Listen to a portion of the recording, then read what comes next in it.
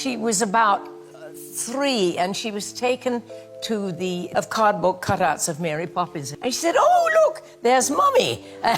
And she suddenly heard 2 ladies say, "Isn't that sweet? That little girl thinks Mary Poppins is her mother." Did you grow up with the sound of music or Mary Poppins? If so, you've likely been enchanted by the pure, crystal-clear voice and warm smile of Julie Andrews, the crystal voice of Hollywood, who made the world believe that music could heal anything. But behind that sweet image lies a story the public has never truly heard in full. A secret that began in a childhood lacking the warmth of loving arms, passed through the brightest peaks of her career, and led to an accident that changed her forever. What really happened? And how did she continue to shine after losing the most precious gift of all? Let's find the answer together. Early life. Julie Andrews was born on October 1st, 1935, in Surrey, England, with the birth name Julia Elizabeth Wells. When World War II broke out, she was just a little girl. Air raids, evacuations, and sudden trips between rural towns became part of everyday life. The instability only deepened when her parents divorced.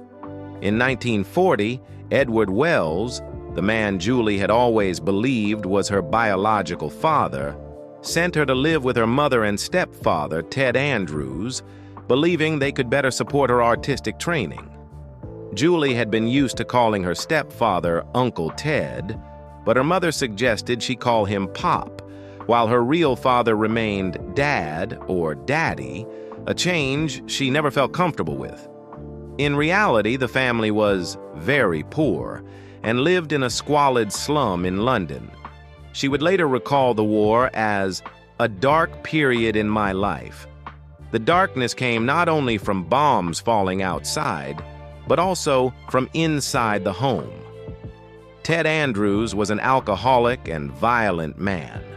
In drunken rages, he twice attempted to molest Julie, forcing her to install a lock on her bedroom door for her own safety. Yet it was Ted who first recognized that Julie possessed a rare soprano voice with a 4-octave range.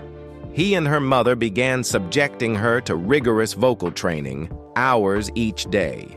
It wasn't just learning to sing, it was a period of strict discipline, constant pressure, and an ever-present sense of vigilance. From small local performances, Julie gradually began to attract attention. At the age of 10, she took the stage at the Royal Variety performance, singing before the British royal family. It was a moment that would launch a journey taking her far from the unsafe, conflicted childhood she had known. Early career. In 1945, Julie began appearing on stage with her mother and stepfather, at first without her name listed in the program. She would sleep early in the afternoon so she could go on stage with Mom and Pop at night, standing on a beer crate to reach the microphone. Her mother played the piano, her stepfather sang duets, and Julie performed solos or harmonized with them. She later laughed as she recalled, "I must have sounded dreadful, but it seemed to go over all right." Her childhood was not just about music. It was also about grueling tours. Alongside fellow child performer Petula Clark, who was 3 years older, Julie traveled the length of Britain by train to sing for the troops, often sleeping on luggage racks at night. Clark would later say, "It was fun, and not many kids would feel that way." The turning point came when her stepfather introduced Julie to Val Parnell, the powerful impresario behind the Moss Empire's theater circuit. In 1947, at just 12 years old, Julie Andrews made her professional solo debut at the London Hippodrome in the revue Starlight Roof. Midway through the show, comedian Wally Boag walked on stage, twisting balloon animals and calling out, "Is there a little girl or boy in the audience who'd like a balloon animal?" From the audience, a thin, short-haired little girl, Julie herself, shyly raised her hand. She stepped onto the stage, accepted the balloon, and when Boag engaged her in conversation, she suddenly said, "I can sing." No one expected what happened next. Within seconds, the theater was filled with the soaring soprano of the notoriously difficult aria Je suis Titania from Mignon. What began as a playful setup turned into a performance that brought the entire house to its feet, thundering with applause. The audience didn't know that this little girl was actually the show's secret weapon, and from that moment, Julie Andrews's name began to spread across London. On November 1st, 1948, at the age of 13, Julie became the youngest solo performer ever to appear in the Royal Variety performance at the London Palladium, singing before King George VI and Queen Elizabeth. The achievement made her a sensation. From then on, Julie became a regular on radio, Up the Pole, Educating Archie, and BBC television. She performed in pantomime, the traditional British musical comedy theater, in productions of Aladdin, Humpty Dumpty, Jack and the Beanstalk, Little Red Riding Hood, and Cinderella. In 1952, she voiced Princess Zila in the English-language version of the Italian animated film The Singing Princess, her first experience bringing her voice to cinema audiences. Those years honed Julie's command of the stage, her masterful vocal technique, and the poised presence that Broadway was soon to welcome. Career success. From touring the length of Britain in her early days, Julie Andrews set foot on Broadway in 1954 with The Boyfriend. It was not only her American debut, it was the moment New York began to take notice of the English girl with a crystal-clear voice. Just 2 years later, My Fair Lady, 1956, turned Julie into a global sensation. The show ran for more than 2,700 performances on Broadway and the West End, paving the way for international tours. On Broadway, audiences rose to their feet every night when her Eliza Doolittle delivered The Rain in Spain with a tone that was both precise and blazing with energy. Critics hailed her as the voice of a generation, and her peers knew no one could match that standard. In 1960, Camelot, alongside Richard Burton, cemented that status. Although it ran for only 873 performances on Broadway, its devoted audience and best-selling cast recording climbed the Billboard charts, making it one of the most commercially successful stage productions of the decade. Broadway at that time was almost her personal domain. Then Hollywood came calling. Walt Disney personally invited Julie to play Mary Poppins, 1964, after seeing her in Camelot. It was her film debut and immediately brought her the Academy Award for Best Actress, a Golden Globe, and a BAFTA. Mary Poppins grossed over $100 million, more than $900 million today, becoming the highest-grossing film of 1964 and cementing Julie's status as a superstar. Just a year later, The Sound of Music, 1965, shook the global box office with more than $286 million in revenue, over $2.7 billion today, becoming one of the most successful films of all time. The image of Maria running across the hills, skirt billowing, voice filled with joy, transformed Julie from a Broadway star into a household name for millions of families worldwide. The soundtrack sold more than 20 million copies globally, creating a cultural phenomenon that lasted decades. Unwilling to remain in a comfort zone, Julie took on Thoroughly Modern Millie, 1967, a film that grossed $34 million and topped the box office that year. A new high point came in 1982 with Victor Victoria, a daring role that shattered every previous mold of a leading lady, earning her a Golden Globe and an Oscar nomination. The film grossed 4 times its production cost, proving Julie was still a box office powerhouse after nearly 3 decades in the business. As television boomed, she brought her voice and charisma to the small screen, winning an Emmy for The Julie Andrews Hour, 1973, and appearing in numerous specials. She also moved into writing children's books and memoirs. Many became New York Times bestsellers, selling hundreds of thousands of copies each, and extending her influence beyond stage and screen. In the late 1990s, a botched throat surgery cost her the singing voice she had carried all her life. But to everyone's surprise, Julie did not fade away.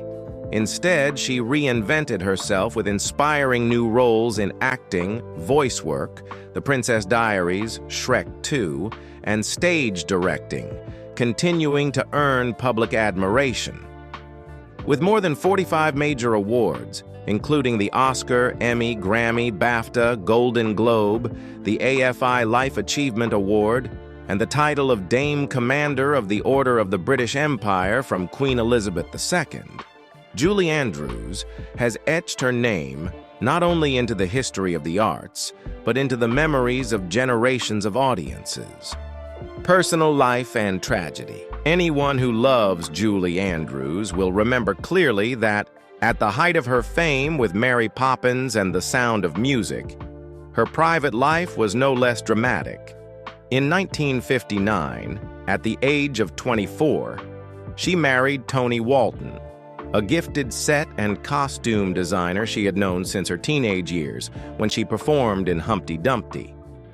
They lived amid touring schedules and Broadway projects, and in 1962, their daughter Emma was born, seemingly a strong bond between them. But the relentless schedules, long months apart, and the pressures of Julie's star power strained the marriage. They divorced amicably in 1967, remaining friends and co-parenting Emma.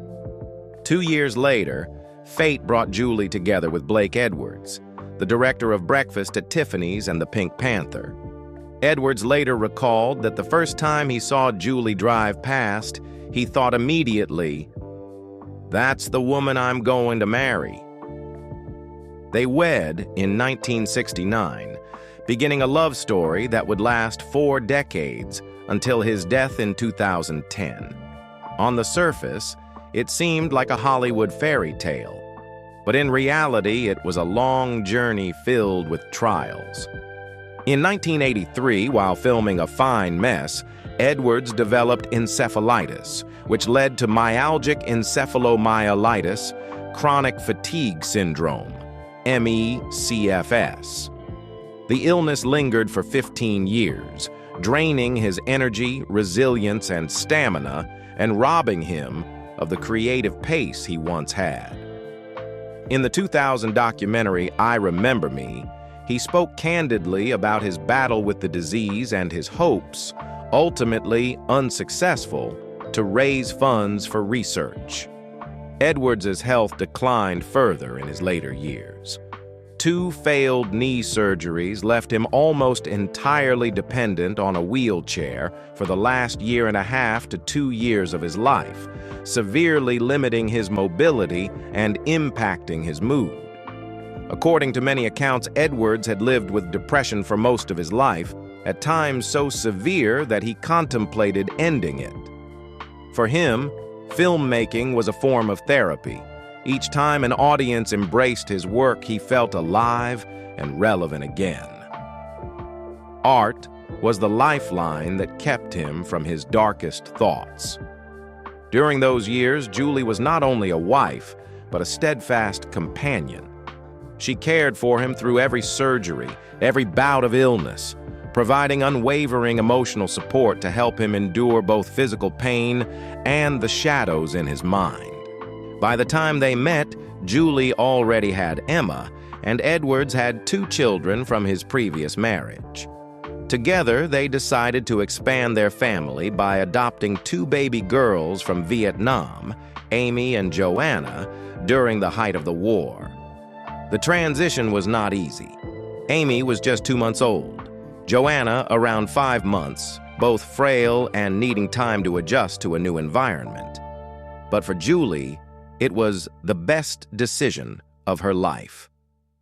Outwardly, they were a successful Hollywood couple.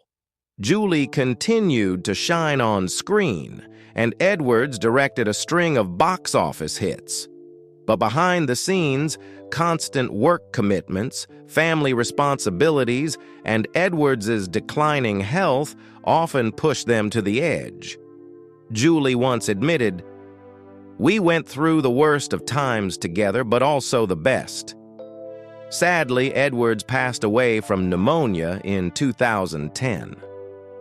"I'm still dealing with his death," she told Good Morning Britain in 2015. "Some days are great, and you're yourself again. But then suddenly it hits you so hard and you think, oh God, I wish he were here." But in a way, he still is. I think we always carry that love with us. "We were married for 41 years and it was a real love story," she added. "The success of our marriage was living one day at a time, and surprisingly, 41 years later, we were still doing that. I miss him terribly." It was that endurance over 4 decades, when love had grown beyond romance into commitment and companionship, that made their marriage one of Hollywood's rare true-life fairy tales. But it was not the first time Julie knew what it meant to lose something precious. Back in 1997, while dazzling audiences on Broadway in Victor Victoria, she began to suffer hoarseness. A vocal cord surgery, supposedly to correct a weak spot in her throat, was performed, and it failed. When she walked into Mount Sinai Hospital in New York, she believed she only needed to have a few benign nodules removed from her vocal cords. But when she woke up, she instantly realized the worst had happened. Her soprano voice, the very gift that had made her a global icon, was gone. No more Mary Poppins singing sweetly, no more Maria joyfully calling from the hills. Only a void that could never be filled. "I went into a depression," she told AARP. "It felt like I'd lost my identity." London's press at the time reported that the malpractice settlement she received was nearly £21 million, roughly $30 million. But no amount of money could replace her voice. She later learned that the real cause was not a tumor or nodules, but a rare form of muscular tear on the vocal cords, damage caused by straining to hold her voice during the filming of Victor Victoria, 1982, directed by her own husband, Blake Edwards. Subsequent surgeries to restore her singing voice all failed.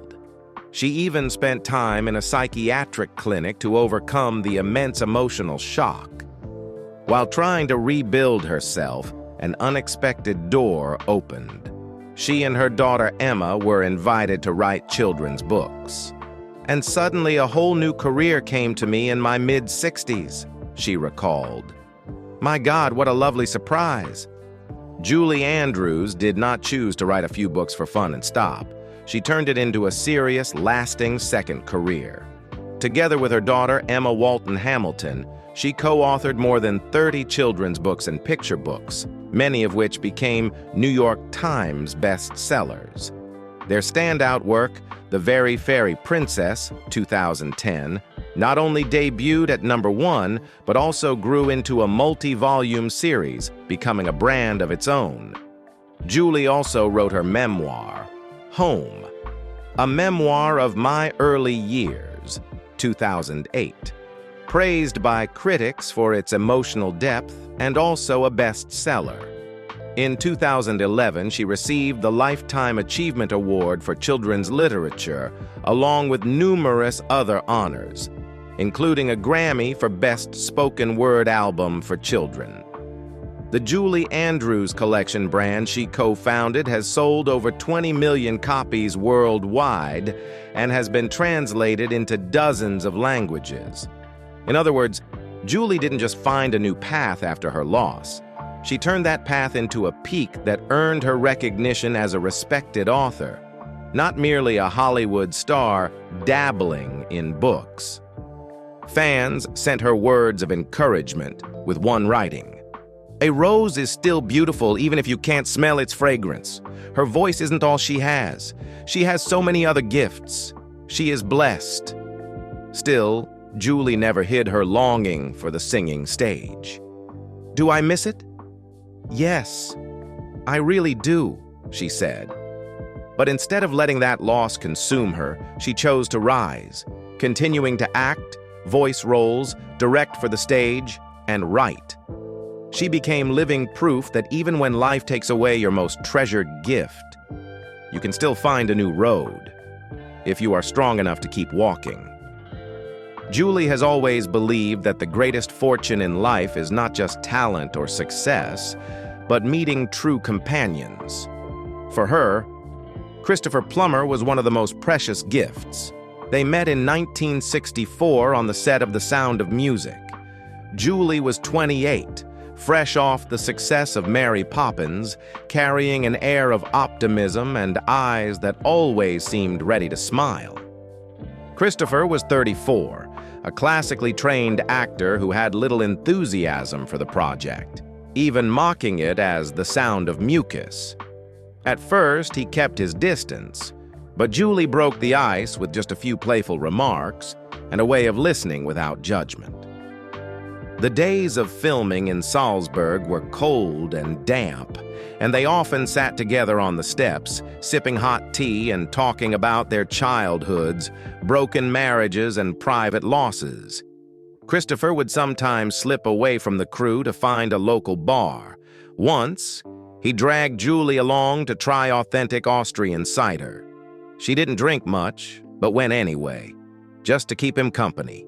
On set, if he was in an irritable mood, Julie would use a few well-placed barbs to bring him back to calm. Once, he walked off set in frustration over a scene. Julie quietly stepped into his trailer, said something only the two of them knew, and from that day on, he never walked out again. After the film, they went their separate ways. Julie continued to dominate musical theater and the screen, while Christopher sought weightier roles to shed the image of Captain Von Trapp. Though they rarely worked together again, they kept in touch through handwritten letters.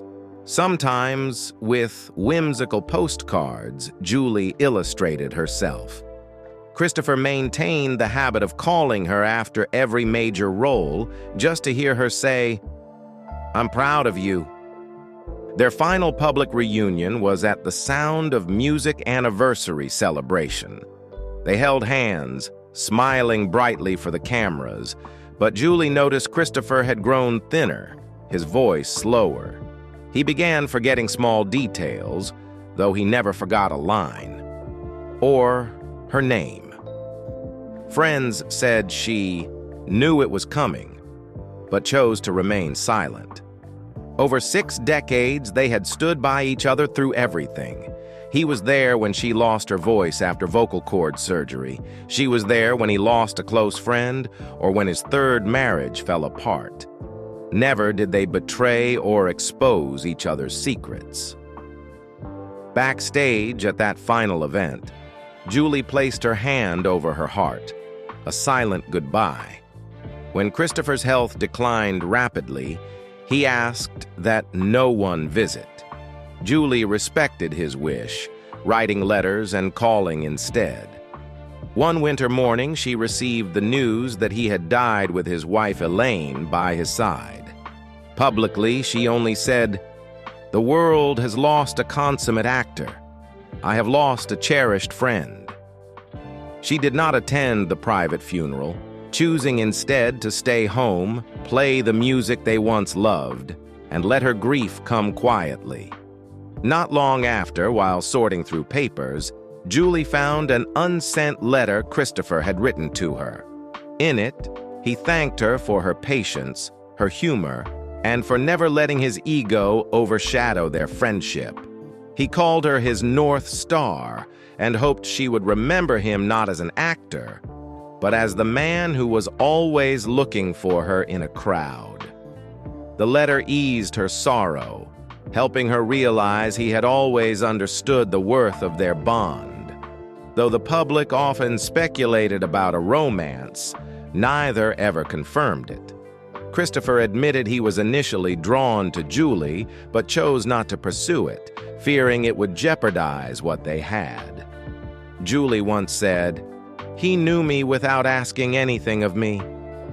They each had their own lives, yet never drifted apart. After his death, Julie withdrew from public appearances, turning down many projects. When she spoke of him, she used only one word: cherished. She spent her time revisiting behind-the-scenes photos, watching old clips, supporting his passion for training young actors through scholarships, and writing the foreword to the reissue of his memoir without changing a single word. Legacy and influence. Julie Andrews is not just a star of her own era. She is a bridge between generations of audiences, artists, and even those who have never set foot in a theater.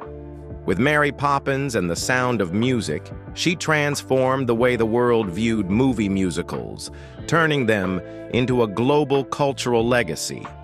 Replayed for decades and etched into the childhood memories of hundreds of millions. Time magazine once named her one of the most influential women of the 20th century. But her influence reaches far beyond actors and singers. It has inspired filmmakers, writers, music teachers, and children discovering for the first time the power of a story told through music.